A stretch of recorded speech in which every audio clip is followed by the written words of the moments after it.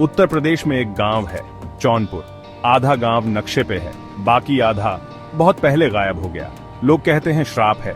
हर साल एक आत्मा उठती है और एक जान ले जाती है। सूरज ढलने के बाद कोई आता जाता नहीं। मेरा नाम विवेक है। मैं एक जर्नलिस्ट हूँ। मैंने कहानियां सुनी, मुझे सच्चाई जाननी थी। मैंने अपनी वाइफ नेहा को अपने साथ चलने के लिए मनाया। हम एक बुक लिखेंगे, जौनपुर का राज खोलेंगे। हमें नहीं पता था हम एक बुरे सपने में जा रहे हैं। गांव सन्नाटे में डूबा हुआ था। अजीब सी खामोशी छाई हुई थी। हमें बाहर एक पुरानी हवेली मिली। दीवारें टूट रही थीं, आंगन में बेलें फैली हुई थीं। केयरटेकर घबराया हुआ आदमी था। चाबी देते हुए उसकी नजरें इधर उधर भाग रही थीं। सूरज ढलने से पहले चले जाओ, उसने विनती की। ये जगह सेफ नहीं है। हम उसकी बातों पर हंस दिए। बेवकूफी, हमें उसकी सुननी चाहिए थी। हवेली ने हमें अपने सायों में ले लिया।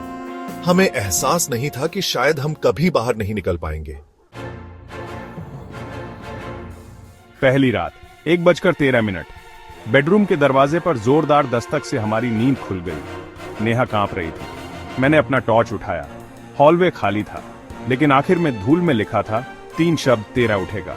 मेरा दिल जोर से धड़क रहा था, रूह कांप गई। नेहा जाना चाहती थी, लेकिन मेरी क्यूरियोसिटी एक खतरनाक जुनून बन गई थी। मैंने उसके डर को अनसुना कर दिया। मैंने कहा, कोई प्रैंक होगा। काश मैंने अपने मन की आवाज सुनी होती। अगले दिन मैंने हवेली एक्सप्लोर की। तहखाने में एक ढीली ईंट के पीछे मुझे एक हिडन कंपार्टमेंट मिला। अंदर एक चमड़े की डायरी। लिखावट पुरानी थी, किसी अनजानी भाषा में। मैं इसे गांव के बुजुर्ग पंडित रूपलाल के पास ले गया। पहली कुछ लाइनें पढ़ते ही उनका चेहरा पीला पड़ गया। ये डायरी, उन्होंने फुसफुसाते हुए कहा, हवेली के पुराने मालिक की है। वो भी 13वीं आत्मा के बारे में सच्चाई जानना चाहता था।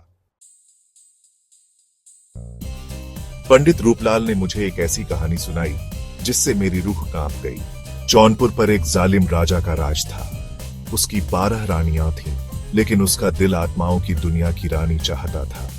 उसने एक तांत्रिक से समझौता किया। अनुष्ठान असफल रहा। राजा को श्राप लग गया। उसकी आत्मा उसकी 12 रानियों के साथ जौनपुर में कैद हो गई।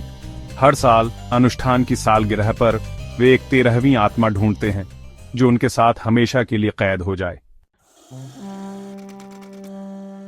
उस रात मैं एक भयानक चीख से जाग गया। मैं नेहा के पास भागा। वो दूर दीवार को देख रही थी। दीवार हरे रंग की रोशनी से चमक रही थी। एक दरवाजा बन रहा था। विवेक, देखो। मेहराब के ऊपर हवा में नंबर टिमटिमा रहे थे। 1-13। दस्तक का वही समय। जैसे ही 12 रानियों की चीखें हवेली में गूंजी, मुझे पता चल गया, उन्हें उनकी 13वीं मिल गई थी। नेहा खाली नजरों से दरवाजे की ओर चल पड़ी। मैं उसे वापस खींचने के लिए दौड़ा, लेकिन मेरे हाथ उसके आर पार हो गए। वो जा चुकी थी, हवेली की भूख का शिकार। पंडित रूपलाल के शब्द मेरे कानों में गूंज रहे थे। 13वीं आत्मा एक माध्यम बन जाती है, दूसरों के लिए द्वारपाल।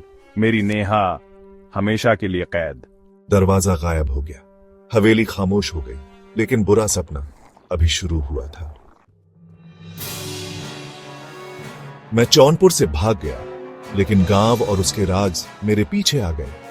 हर घड़ी जो मैं देखता हूं 1-13 पर रुक जाती है। हर रिफ्लेक्शन में मुझे उसका चेहरा दिखाई देता है। गिल्ट बहुत भारी है। मैं उसे उस शापित जगह ले गया।